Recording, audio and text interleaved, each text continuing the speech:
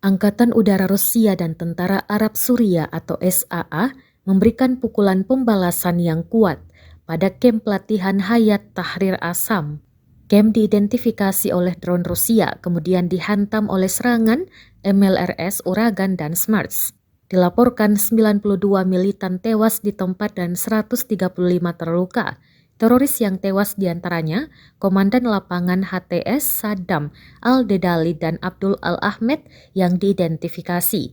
Setelah MLRS melawan teroris SU-24M, mereka mengebom sebuah gua dengan bengkel untuk mengumpulkan drone yang dilengkapi di dalamnya, stasiun perang, elektronik seluler yang disamarkan, dan lusinan UAV dirakit dan siap digunakan.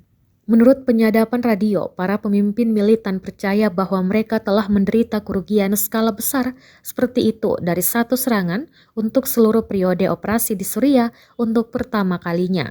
Kementerian Pertahanan Rusia melaporkan bahwa serangan itu merupakan tanggapan atas serangan besar-besaran oleh 10 drone pemogokan teroris pada posisi tentara SAR di zona deeskalasi Idlib ketika 10 tentara SAA tewas dan terluka.